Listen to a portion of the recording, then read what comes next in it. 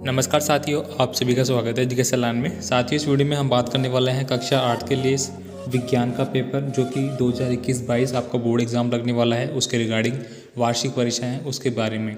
तो दोस्तों, आपका टोटल पेपर 80 नंबर का होगा। आपके समय है वो 2 घंटे 30 मिनट रखे गए हैं।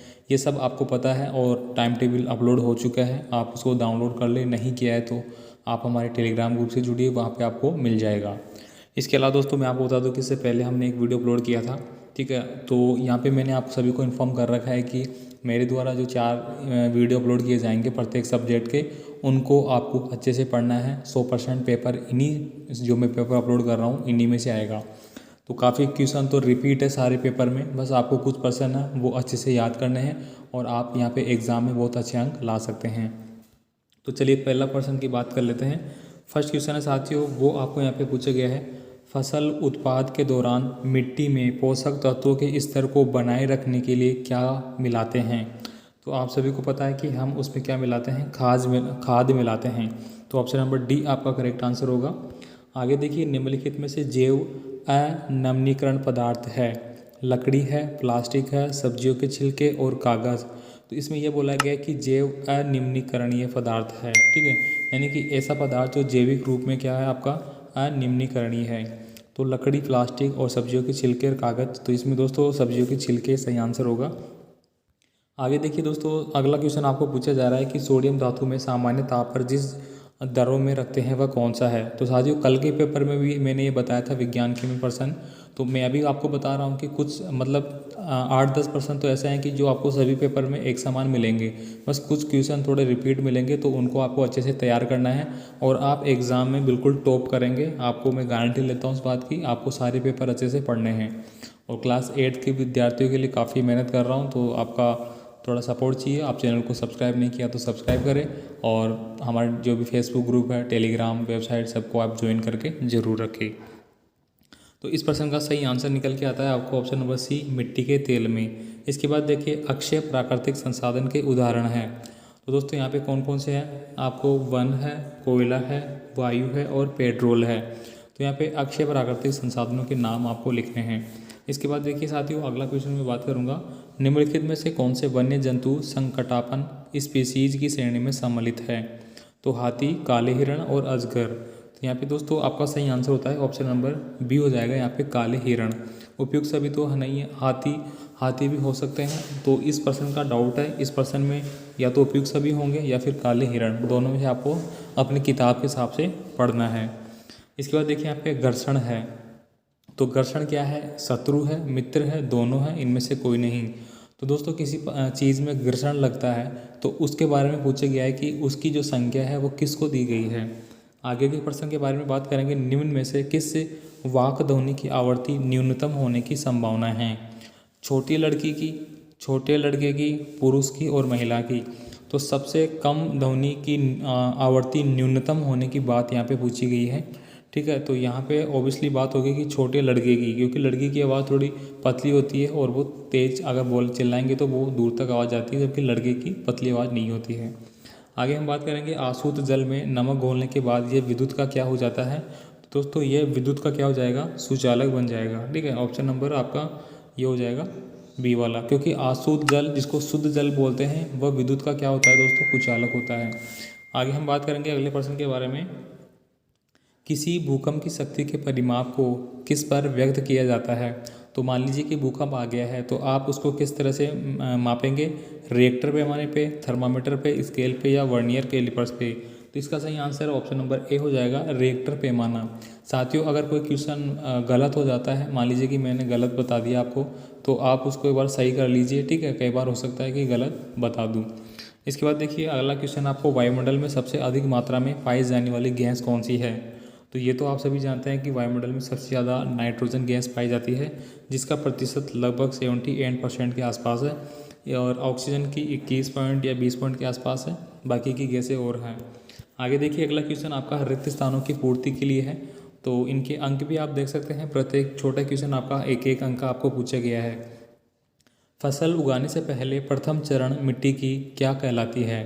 इसके बाद देखिए, धातुएं अम्लों से अभिक्रिया कर क्या बनाती, कौन सी गैस बनाती है, ये आपको बताना है।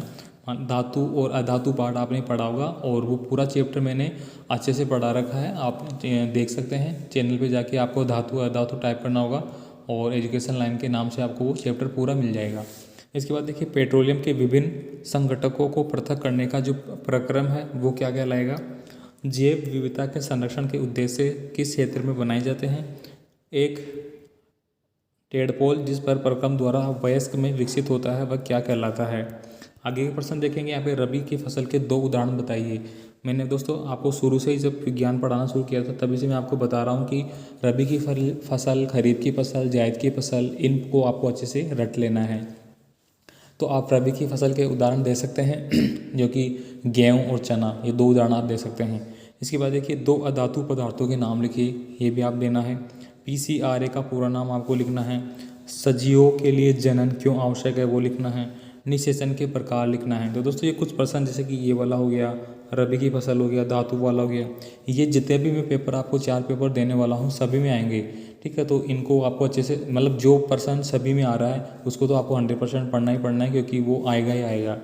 आगे देखिए आप पे अगले क्वेश्चन है, यहाँ पे आपको जोड़ी मिलान करने वाले क्वेश्चन पूछे गए हैं, ठीक है। तो आपको इनको जोड़ी को मिलान करना है, कौन सी जोड़ी किससे मिलान खाएगी उस हिसाब से।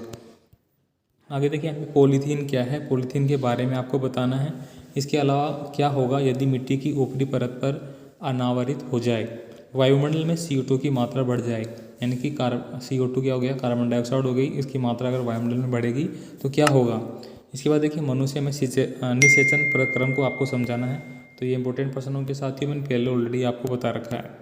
इसके बाद देखिए यहाँ पे चिकनी सतह पर दौड़ना कठिन क्यों होता है, क्योंकि फ्रिक्शन है, घर्षण है, वो बिल्कुल क्या हो जाता है आपका शून्य हो जाता है। अगर आपका घर्षण बल शून्य होगा तो आप चल नहीं सकते।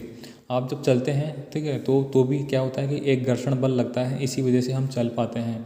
अगर घर्षण बल 0 हो जाएगा साथियों तो कोई भी वस्तु है वो एक जगह से दूसरी जगह सही से नहीं चल पाएगी, मतलब उसको चलने में दिक्कत आएगी, कहने का मतलब वो एकदम फिसलेगी, अपन ये कह सकते हैं।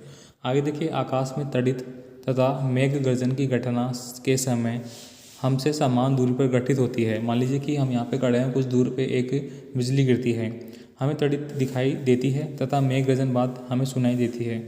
क्या आप इसकी व्याख्या कर सकते हैं। मान लीजिए कि ऐसा वाक्य आपने देखा है तो आप उसको किस तरह से एक्सप्लेन करेंगे।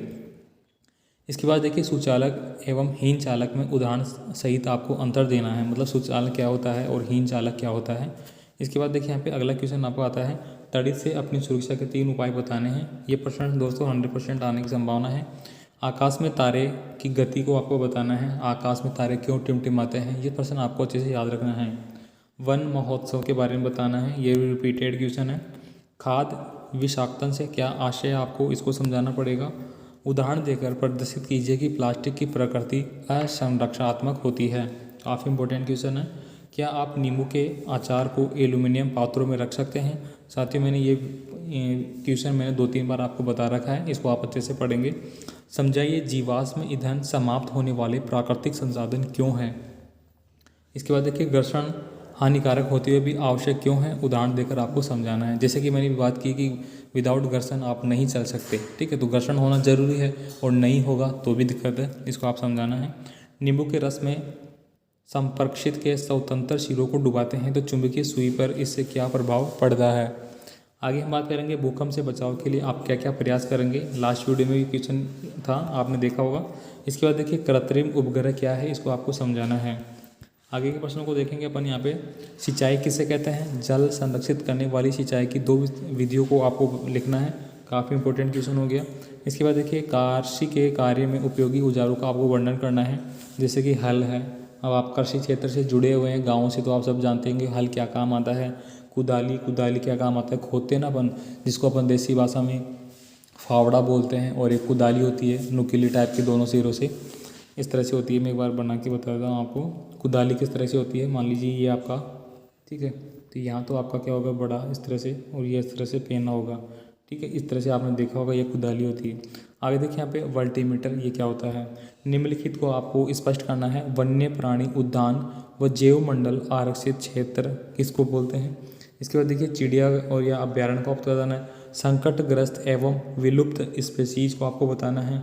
वनस्पति जात और प्राणी जात में आपको अंतर बताना है।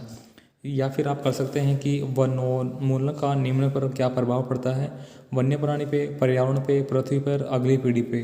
तो ये मैंने अच्छे से समझा रखा है पहले भी।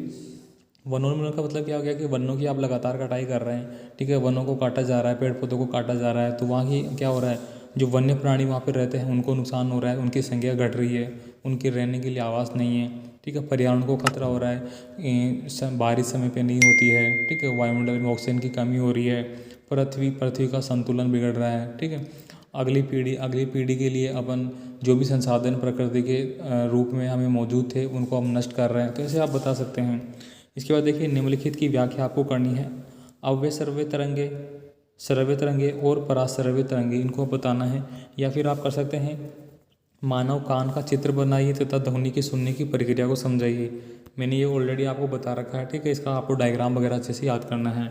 लास्ट प्रश्न देखेंगे आप, जल प्रदूषण के कारक प्रभाव का रोकथाम के उपाय आपको लिखने हैं, या फिर आप स्वयं जल की बचत किस प्रकार कर सकते हैं इसको आपको बताना होगा। तो साथियों ये मैंने एक और इम्पोर्टेंट पेपर है वो आपको बता दिया है। तो आपको टोटल 4 या 5 पेपर मिलेंगे और 100% नहीं 200% मैंने ये वादा किया है कि इन्हीं में से आपका पेपर आएगा। आप सारे प्रश्नों को अच्छे से तैयार करें। बाकी और भी पेपर लगातार आपको प्रोवाइड कराए जा रहे हैं चैनल पे, आप देखते रहिए। बाकी आपका कोई भी कमेंट है आप मुझे कमेंट करिए। वीडियो को लाइक नहीं किया तो लाइक कीजिए, दोस्तों को फटाफट शेयर करिए। धन्यवाद।